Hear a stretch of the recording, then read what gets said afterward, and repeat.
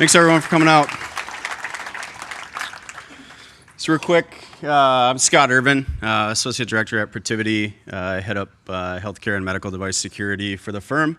I'm also a security researcher, so I've spent just over the last 4 years researching vulnerabilities in connected medical devices.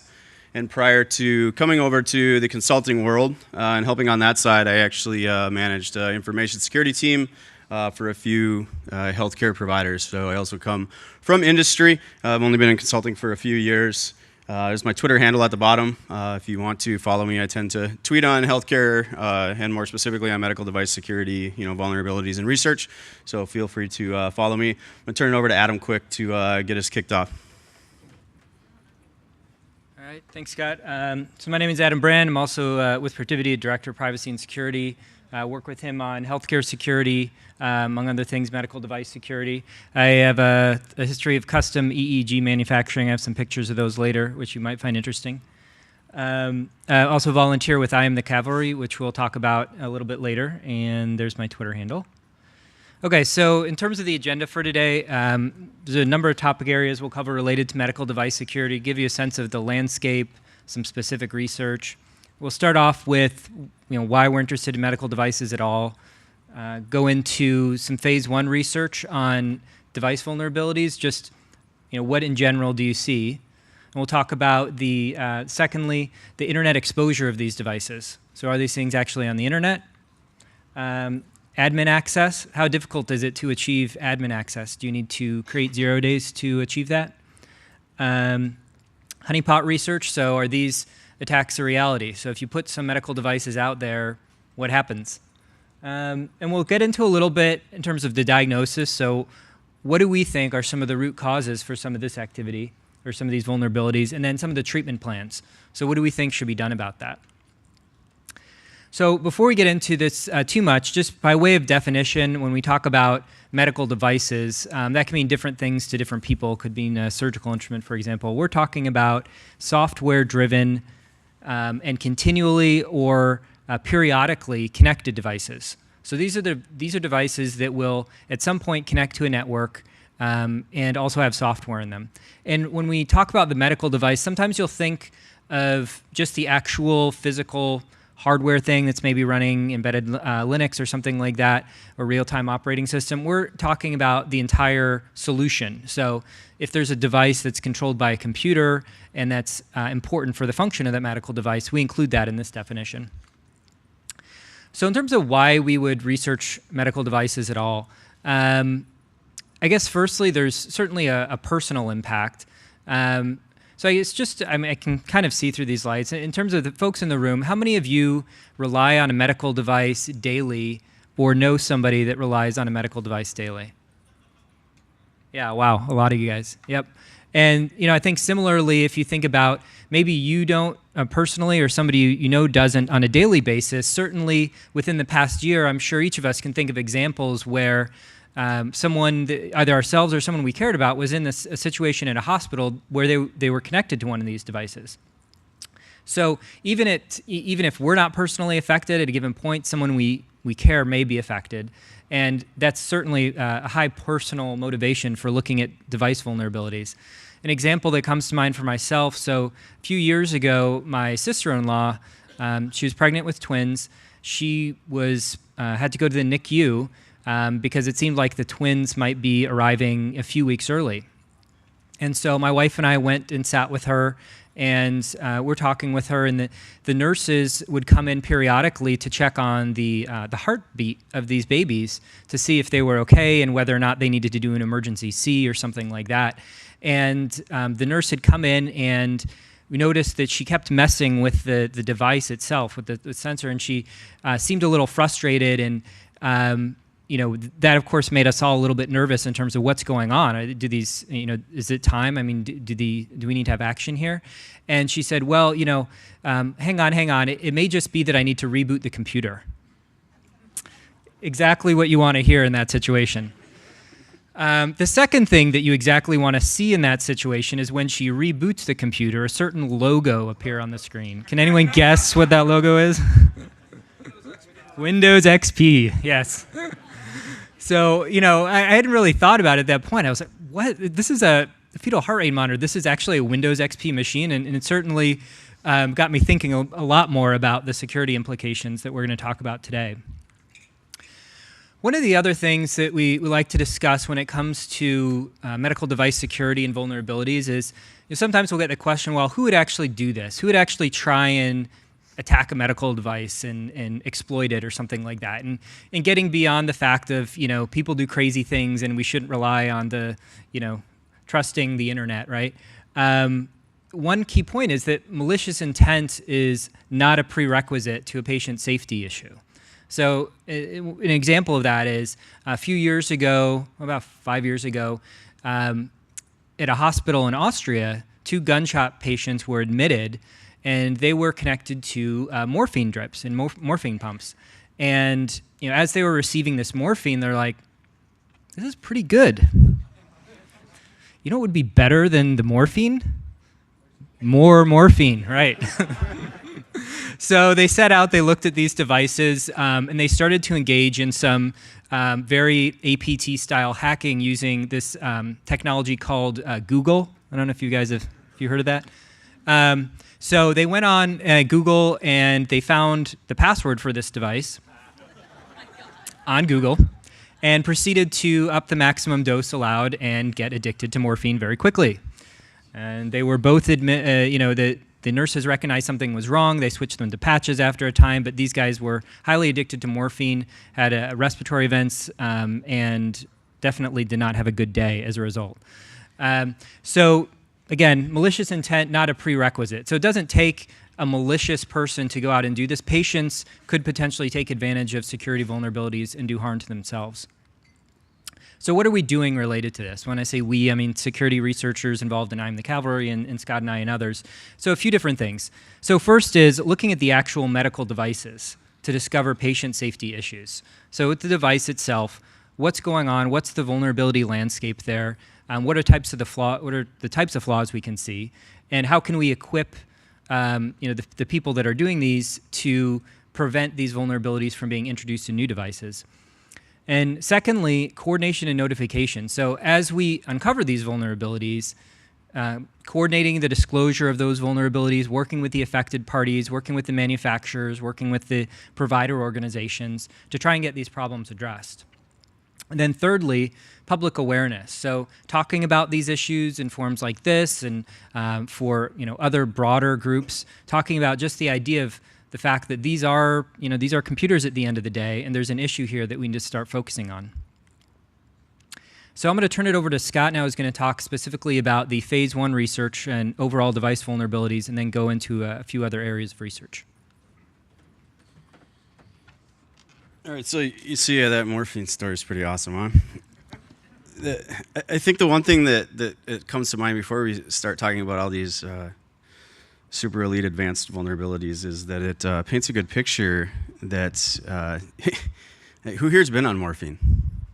Yeah, so if you can hack into a medical device on morphine, it can't be that difficult. So here we go. So like I said, it started on this kind of path like 4.5 years ago. And for me, it was kind of this like personal passion thing of working at a healthcare organization. And really, healthcare organizations as a whole had been, focused on patient privacy and protecting patient information, which is important. But when I seen these devices become connected, to the network, as you will see here, to the internet, potentially, and I was able to identify vulnerabilities, work with the manufacturer to resolve that. That kind of went to every healthcare organization's mission and values of patient safety and quality care. And so I really felt passionate about that from the safety perspective of really having an impact on the healthcare organization's mission. And so what we found overall, I've done a handful of talks over the last 2.5 years on this research in detail. So you look at like a DEF CON talks, for example, if you want hard level, hour-long technical detail talks on each of these phases. But the first thing was when we started to look at device vulnerabilities, it was, are these advanced attacks or are these really security hygiene issues that we've had, no one fixes for years. And that's kind of what we found out. Like, this is the top 3 that I would call like big mistakes or security hygiene issues that we still see in devices that are implemented in, in hospitals, in the healthcare provider environment. And so that first one is, weak default or hard-coded credentials, which I'm going to touch on later today and show you some of the awesome passwords that these systems use. The second is, known software vulnerabilities, and that's, to Adam's point, we still do have a lot of XP, even older, 2000 NT, see regularly, still in operation, legacy devices, and with known vulnerabilities that are, open to exploit. And lastly is lack of encryption. And at first, when you look at this, like we said, we tend to focus on the patient safety impact. Privacy kind of gets wrapped up into that sometimes. And at first glance, this may seem like, well, this is a privacy issue solely, right? It's encrypted data. But as you start doing things like medical device integration to pump real-time data from, for example, an anesthesia cord or a ventilator into the medical record, and then you're treating on that, some of these systems, they don't use encryption in transit. So you can man in the middle that, you can alter that data and ultimately cause data integrity issues and push incorrect data into the medical record system.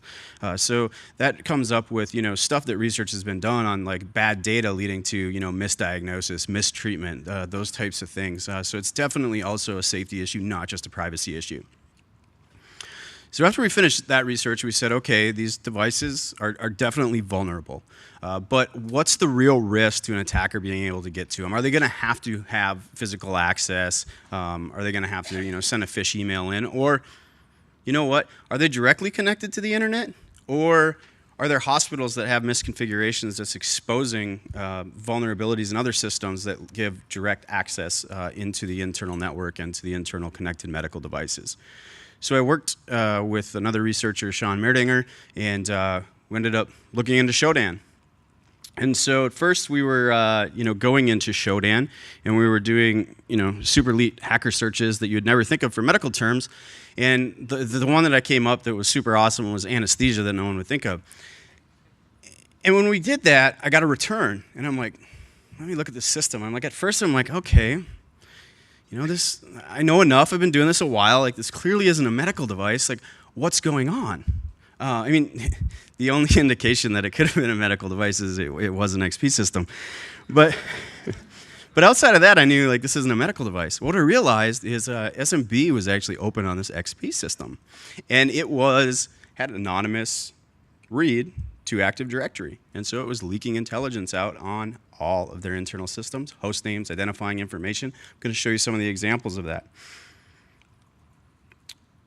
So the first organization that popped up on this anesthesia search was very large. So it was in the US, over 12,000 employees. It leaked intelligence and provided a direct attack vector that we'll talk about to over 68,000 of their internal systems and third parties. So there was hospitals oftentimes will make connections, one, for support of medical devices, but two, for like third parties doing radiology reading, for example, or third parties doing lab testing, those types of things. And so there were very well-known organization names that do those services inside this data set, which indicated they were also, connected and had open access between those networks and those systems. So did we just find and just happen to come across like one big massive problem? No, we didn't. So we took that search in Shodan and we basically looked at the organization names, and we did these quick searches, as you can see, for like health or clinic or hospital or medical that would indicate it's a healthcare facility, and also had a misconfigured system with SMB that was leaking information about their medical devices. And so those were the returns. Very quickly we found hundreds. Once we changed those to like subspecialties, so like if we looked at like radiology or podiatry, for example, we ended up with thousands of healthcare organizations that had this problem. So what was it? What was the issue? A treasure trove of information was the first issue. As you can see here on the left, you would get stuff in here. So you're getting specific locations, right? OR1, echovascular OR2. You're getting screen lock 0 exemption. So you know Active Directory with 0 isn't enforcing like a timeout, which one would be a HIPAA violation probably. But 2, from an attacker perspective, if you walked up to that system, which we'll talk about, there wouldn't really be a screen lock. On the right, that's the electronic medical record system. Now, this healthcare organization happened to use Epic, which is a very large provider. This isn't an Epic issue. right? This just happened that they used Epic and they misconfigured their edge network with this, vulnerability. But these are all of the Epic servers that hold all of that patient data, treasure trove of information sitting out there. And so if you're familiar with Epic, like down on the bottom and stuff, there's like My Chart, My Health. That's the actual patient portal backend server that you use as a patient to connect into the environment.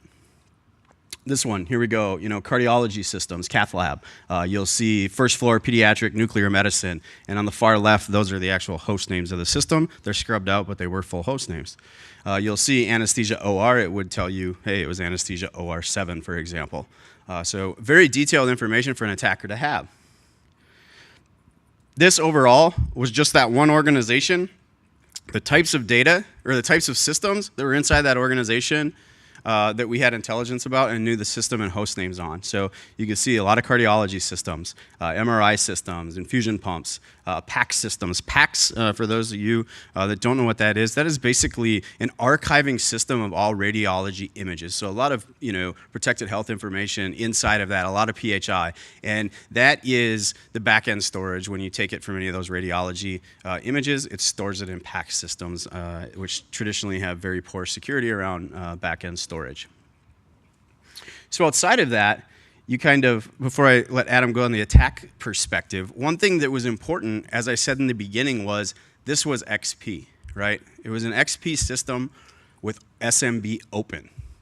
And MSO 8067, which is the vulnerability that Configure exploited, happened to exploit these vulnerable systems, right? XP or 2003, but it also used SMB by default. So you also not only had this intelligence, you had a direct attack point into that network. So definitely a treasure trove of information. I'm just going to turn it back over to Adam here quick to kind of talk about, with that information, what types of attacks, and then we'll get into, some of the further research that we've done beyond this. Thanks, Scott. So yeah, when you look at some of this stuff, I think at face value you might think, oh well, this is an information disclosure vulnerability, right? I mean, what could you really do with this information? And I think certainly if you think about it a little bit further, you'll start to realize you can do something interesting with this information. So in terms of the types of attacks that you could leverage this, think about physical attacks. So you have the desire to go and physically access a particular station in a hospital. Before you, or let's say you want to plug in a USB or something like that, before you go into that facility, if you have this information available to you, you can see, you already know the specific location for this healthcare organization. You know the floor and office number. So this equipment was tagged and these systems were tagged with exactly where they were. And you also know which ones have lockout exemptions, right? So if you're going to plug something in and run it, it'd be pretty nice if you didn't have to worry about a lockout coming on and having to have a password be entered.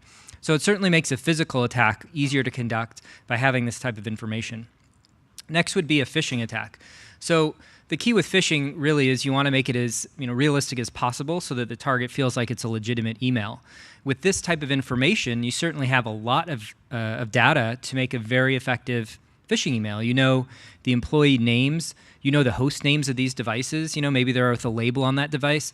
Oh, hey, Jennifer, can you go over to host XYZ and please go to this website. We need to do an update to it, right?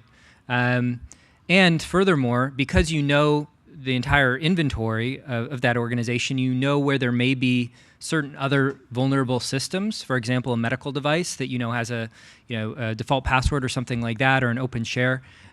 You could create a custom payload so that it jumps in and then it goes right to the system that it needs to go to. You don't need to worry about the clock starting to tick on getting detected. And then of course there's the pivot, which Scott alluded to. So you have the system out there, Windows XP vulnerable to MSO 8067. It's touching those backend networks because you can see them enumerated. So if this thing can see that enumeration of devices, there's a way to get to them. So you could create a custom payload when you exploit that to very quickly get in and then pivot off to another system that you find is interesting and that you want to have as the next point of attack. So certainly a few different varieties of types of attacks that you could do with just this fairly straightforward vulnerability. So now I'll turn over to Scott a little bit more, talk a little bit about how exceedingly difficult it is to obtain admin access. It's about as difficult as the two individuals in the beginning of going on to Google.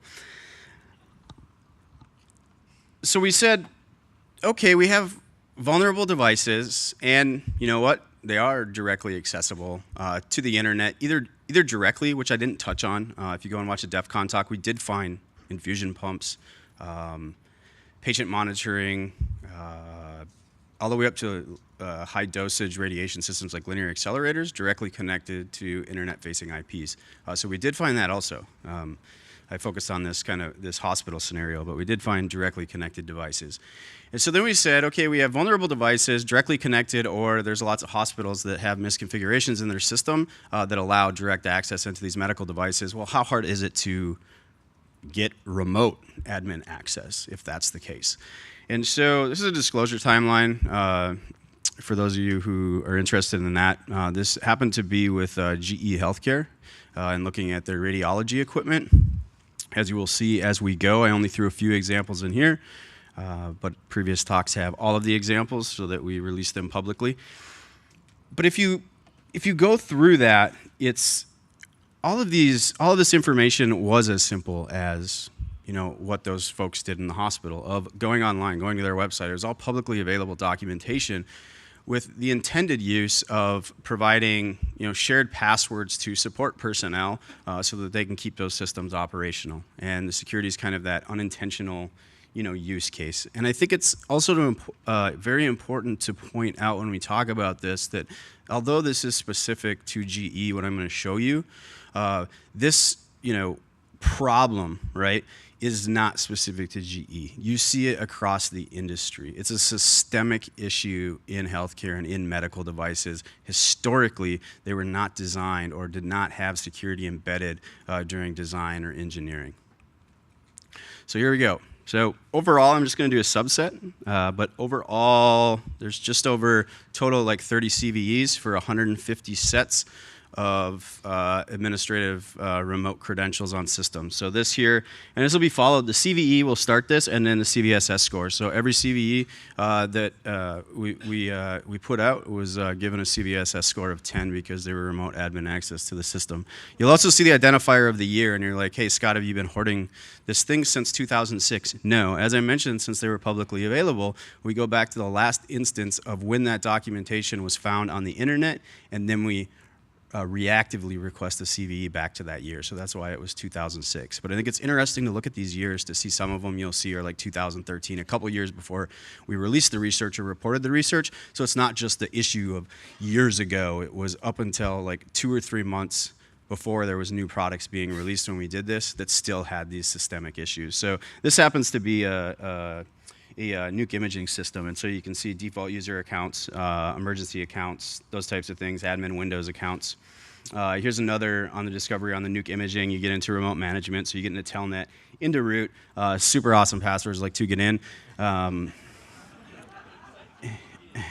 Yes, and then you get down to nuke imaging systems down below on like FTP and interfaces with like printers, things like that.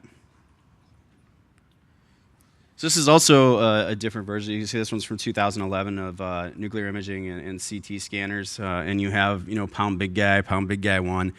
Those are also really awesome. And the thing that you see across this is it's interesting when you look across all of them to see like a certain password where you're like, hey, this development team must have quit this product and now started on this product because Big Guy is like coming from like 2000 all the way to 2016 across like 7 product lines, right?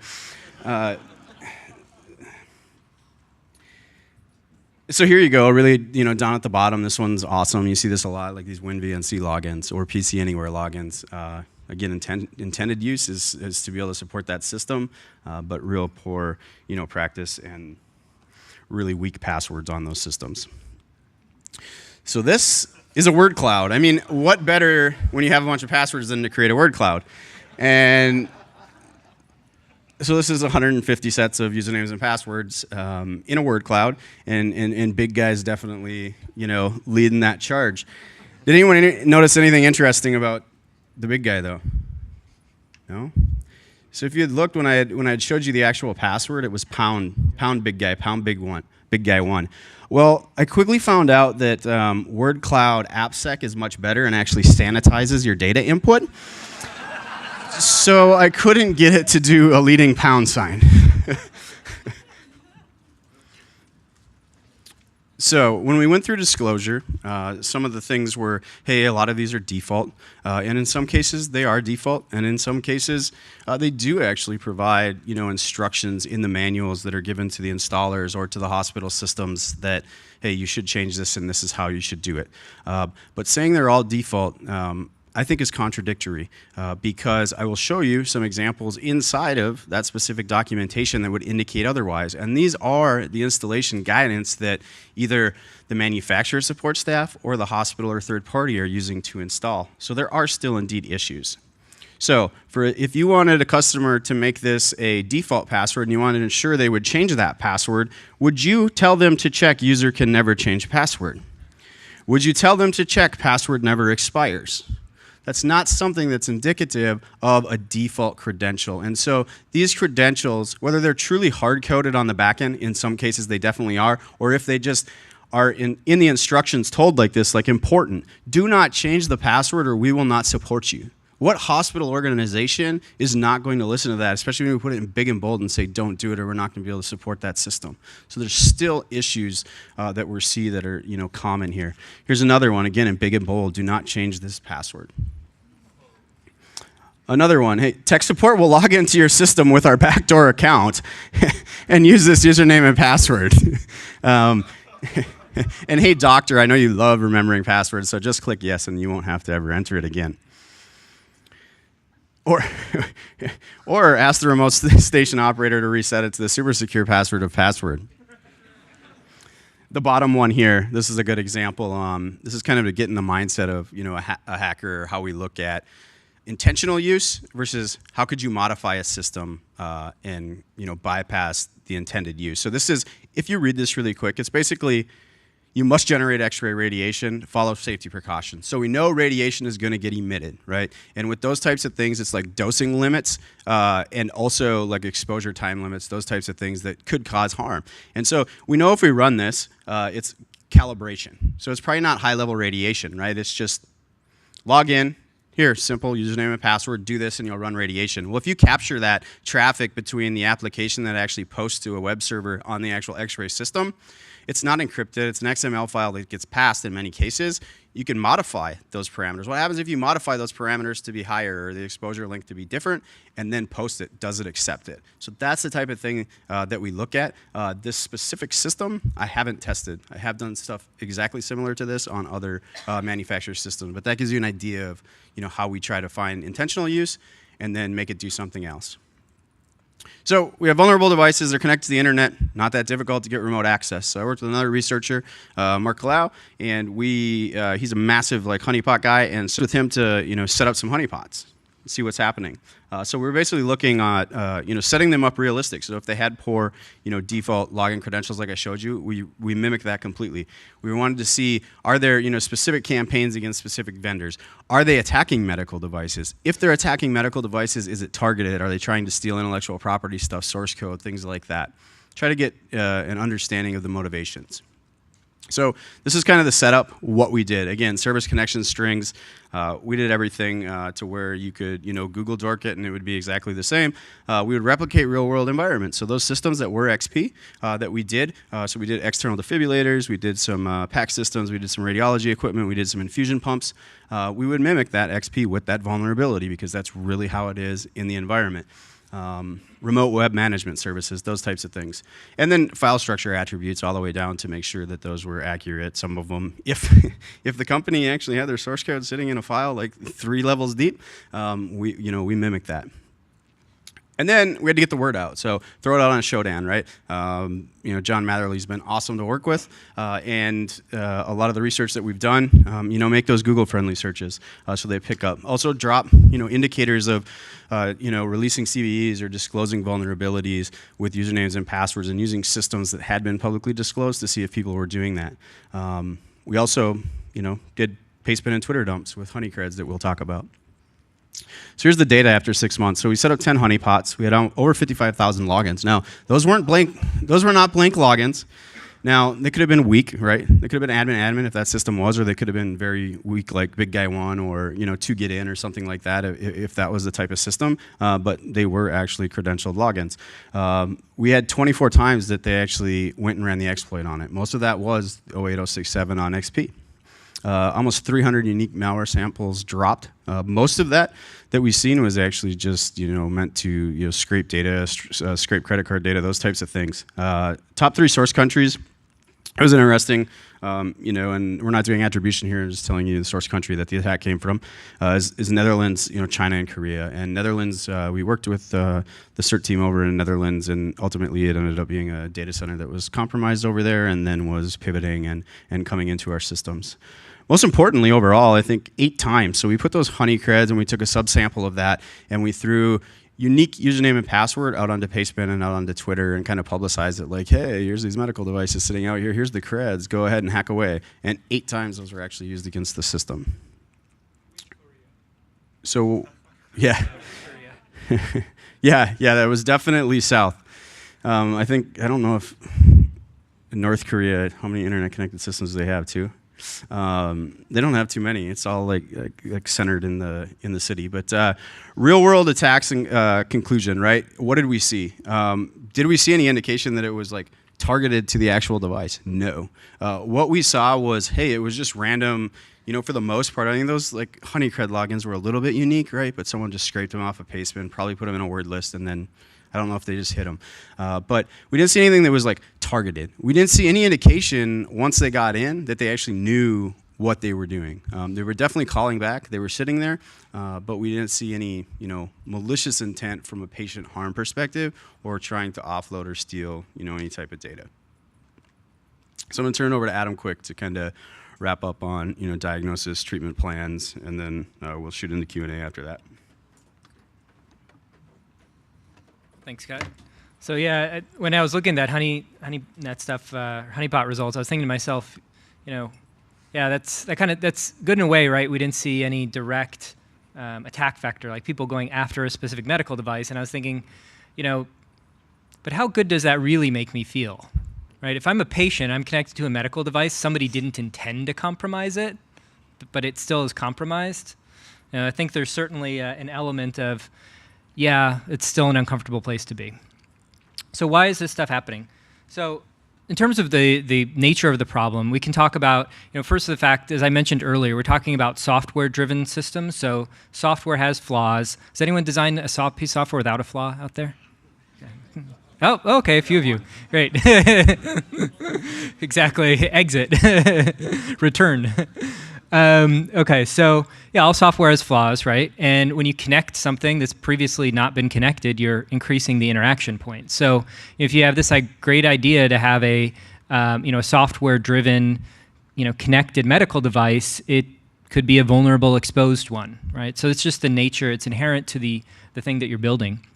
And then also what we see is the lack of alignment from a patient safety perspective in terms of these medical device cybersecurity practices. So we talked about this earlier, that HIPAA certainly is a driver, but in terms of what is the potential impact from a patient safety perspective, that didn't seem to be as much there.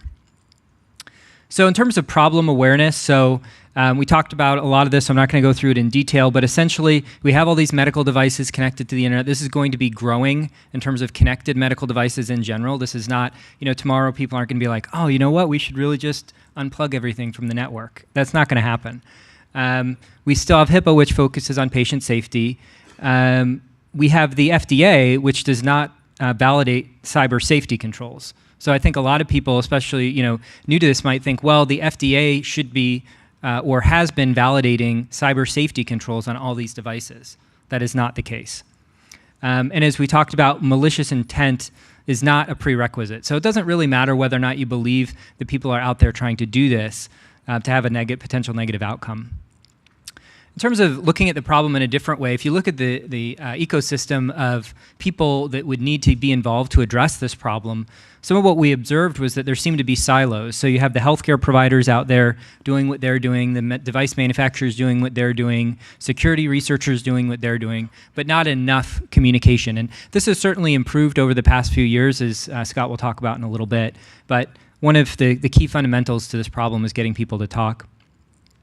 So here's some attack scenarios that I like to call TV show scripts or risks to plan for, right? So is this a script or is this real? And the reason I say that is because you can certainly go down the path of FUD on a lot of these things. I'm not a huge FUD fan, I guess. But I do find it interesting just to think about these risks and make that risk determination. If you can't explore it, then you can't make a decision. So here's an example of one. Fetal heart rate monitors in a NICU reboot periodically due to incorrectly operating malware, increasing stress among staff and patients. So is this real or TV show? Anyone want to guess? Real, right? Yeah. Ransomware encrypts key application and configuration files on an MRI controller, causing critical care patients to be relocated to another hospital. Okay. Yeah, I don't know of that exact, but you can certainly foresee that. We have attacker compromises hospital network and periodically reboots medical device computers until a ransom is paid. TV, right? Yeah, this starts getting, these ones started getting the TV. I don't know of any examples of this happening. And you can certainly go down to these scenarios where you start talking about, terrorism, where you have a coordinated attack between kinetic attack and then messing with the hospital's medical devices at the same time, causing confusion. These are all kind of the wargaming type things, right? And that make potentially for good TV shows. But I think it's something to consider when you're going through this list of, maybe today we have a certain perspective on what that risk is. And maybe yesterday we had a certain perspective on the impact of ransomware on hospitals and how has that changed over the past year. So many of these scenarios that we think about look like TV shows today. Maybe they're never happened. They're too complicated. There's easier ways to get things done, as it were. It's certainly something to think about when you're doing your risk management. And I think the important point here too is that as we're increasing the use of technology and connectivity when providing patient care, right? It's going like this. We're ramping up all these new connected, cool devices that are improving patient care, enabling people to respond more quickly. At the same time, our security resilience posture should not be like this, right? If we're increasing our use and increasing our dependency, we should be also increasing the security assurances.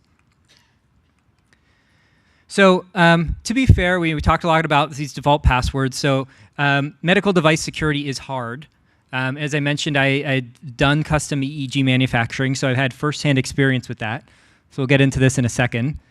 So you have to worry about secure design and development. So here's a child laborer that I employed to build a custom EEG machine. Actually, this is me, age 12, I think, putting together a science project in EEG.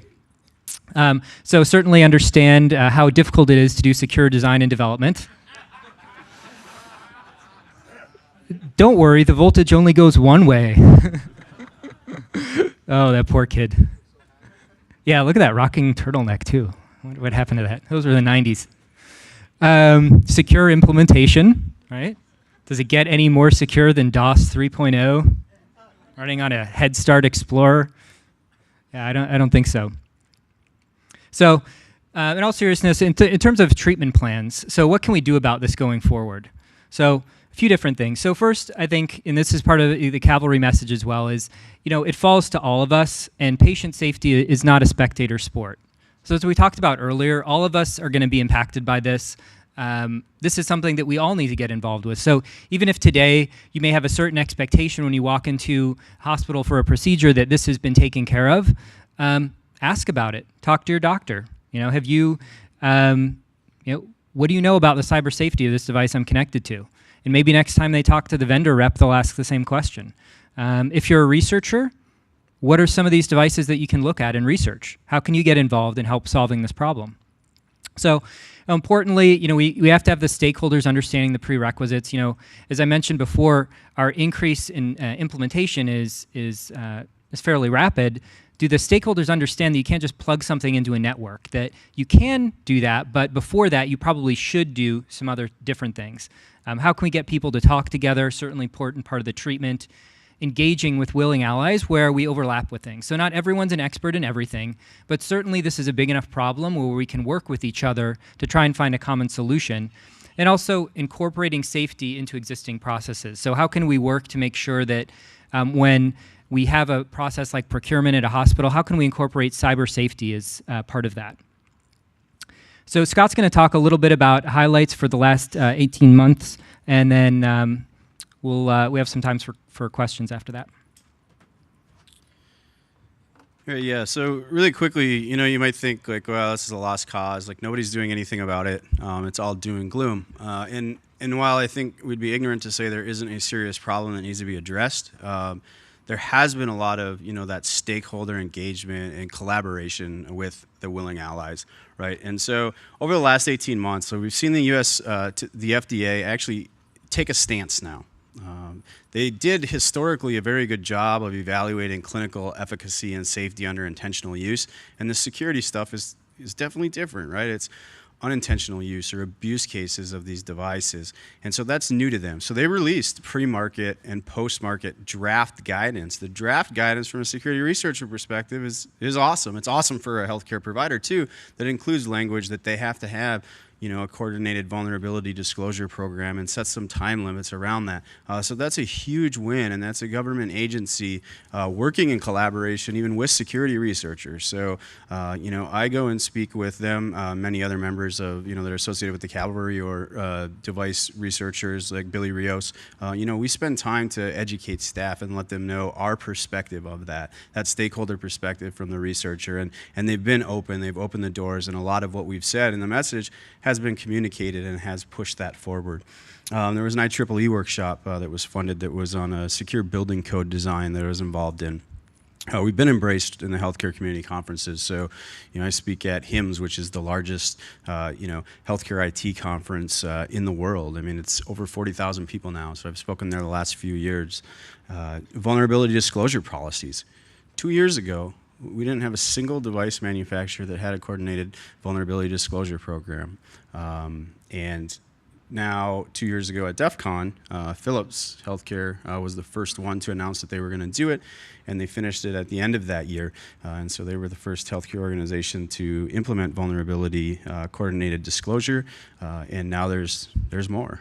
So now there's Draeger has done it, and they announced it at B-Sides last year. And Philips and Medtronic has a dedicated website.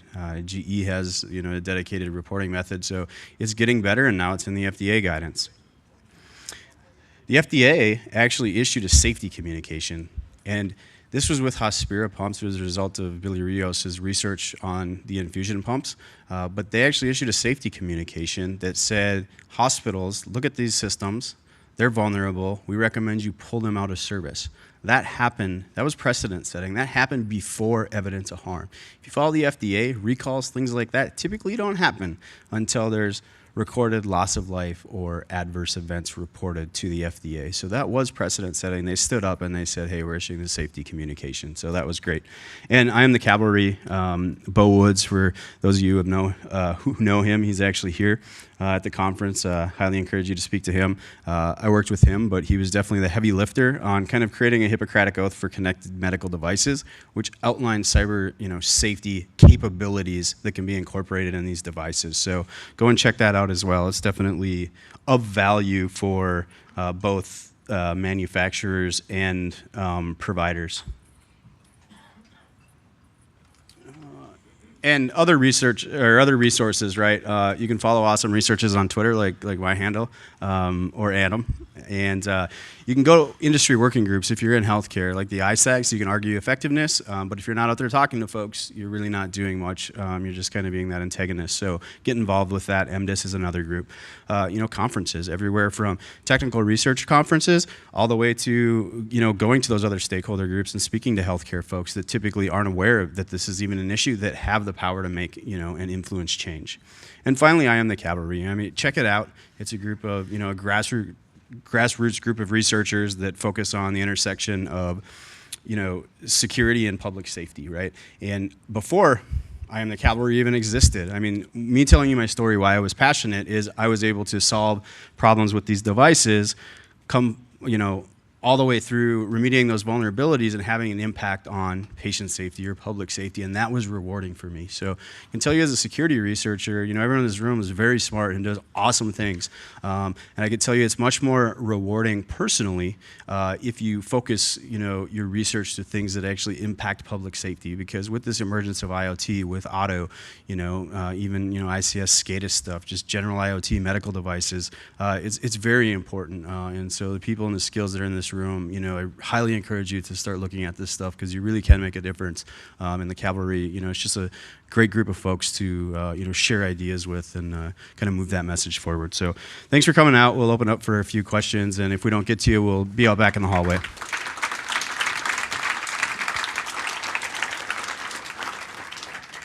So it looks like you got a giant corpus of Shodan-related exposed systems. Did you report that to the director of HHS for HIPAA enforcement under the security rule? So certain things, yes. So they're sent to typically in disclosure, it'll go to CERT. In the early days, there wasn't really anyone that would even respond to us, right? When we would start to send in the disclosure. So then we just kind of started mass sending everybody. So HHS, sending it to FDA, sending it to ICS CERT. ICS CERT is the one that, rightly or wrongly, I don't know if that's the right place ultimately, but they started to respond to us and actually work through it. And some of the similarities, with the ICS infrastructure were close enough to where some of these manufacturers even, so the GE or the Philips or the Siemens, they have ICS type equipment, and so they had a contact with them, and so they kind of started that route, and then now it does get shared through. I would say more so than HHS so far taking a stance has been, the FDA involvement. It still has not been completely sorted out from an OCR or a HIPAA patient privacy perspective. But good question. And I was a little surprised that you didn't talk at all about installed customer-end medical devices like insulin pumps and cardiac pacemakers and that kind of thing. Yep. Because, of course, there could be millions of those when there are only a few hospital-based fixed devices. So Yeah. is that an area of interest to you also? Absolutely, yeah. We've definitely taken a look at those types of systems all the way from implantable, defibrillators to pacemakers. I think some good research has been done before. All the way back in 2008, Dr. Kevin Fu, who's now at University of Michigan and leads Archimedes, did some really good research. Back when we weren't using any type of encryption, they would call it proprietary, but it was really just radio frequency over the 400 band and lack of encryption, and you could do near field communication. For software updates. Yeah, absolutely. And insulin pumps, I think Jay Radcliffe has done that. Barnaby Jack kind of showed that as well. So that's there. I think with insulin pumps, it's interesting this idea of artificial pancreas and kind of continual loop. And now you have these systems in development that's going to do a lot clinically for people, right? I mean, bottom line, it's going to help a lot more people than it harms. But the risks of that are you have the pump talking to the glucose monitor, talking to your smartphone, and it's a full relay, and it's taking that data integrity becomes an issue if you can compromise that, because the system's automatically treating based on the software. You didn't find any attempts at attacks on individuals who are in hospital, which I would expect to see at some point?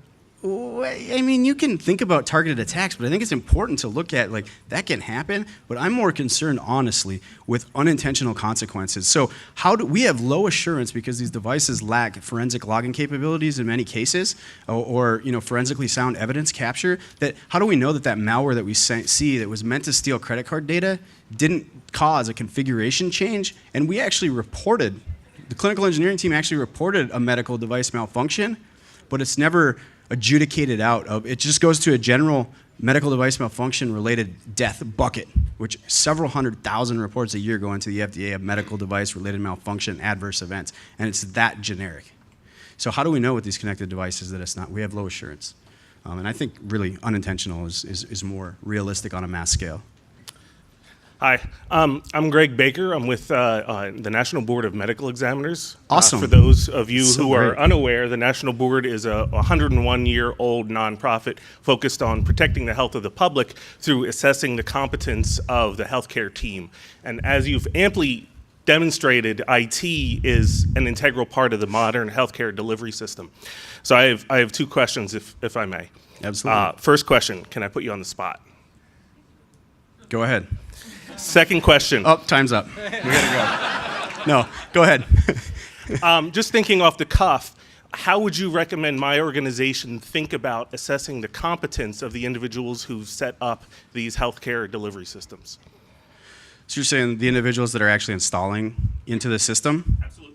Yeah, so I think that's a good point of, talking about how do you implement those security. So you have secure design, right? And the focus right now, even from the FDA, has been putting pressure on the manufacturers. And oftentimes the providers, the healthcare systems say, well, it's the manufacturers, it's their problem. We're going to sit on our butts and we don't need to do anything until they secure these devices. But as we've shown, like with that Shodan stuff, that was actually the hospital's fault for implementing it in an insecure fashion. So there's certain things that you need to do things about. So that concept, like that IEEE thing that I said, was a concept of, this was at a software perspective, but it was a building code, right? And so I see something like that of almost, you have inspector regimes that go in and specifically in a hospital now, if you put electrical into an OR, there's specific specifications you have to do, and there's an inspector regime to do that. I see something like that on the provider side of securely, there's secure design and then there's secure deployment, and that needs to be addressed. I got 2 minutes left, I guess. Thanks so much. Hugely informative and important. I'm wondering if you've been following along with the sensor pills. So, like you said, with the insulin device, where you like swallow them and then it measures you swallow it. Yeah, And the first one ingestibles. approved was an antipsychotic Abilify, which is being used for forced treatment. So, on the flip side of this, like when the devices are being used against the interests of the patients, have you been doing any research to help protect the patients from the devices? Not necessarily. So like some of those newer like prototype devices, like these are like ingestibles. So like you would digest them and then it would monitor something, and then it will talk over like Bluetooth actually to an app that then will treat you, right? Or just transmit like real-time data. And so we haven't done a whole lot on those because a lot of them are actually like prototype devices that would be super expensive to get a hold of. The And so FDA we haven't had approved it in any like December, right? research universities say, hey, come check this device. We're willing to let you have it. So no, we have not. But it's definitely an area of concern going forward. And I'm sorry to cut you off, but we're getting shoved out here. So if you have questions or want to talk, we'll try to jump here back out in the hallway. So thanks for coming out.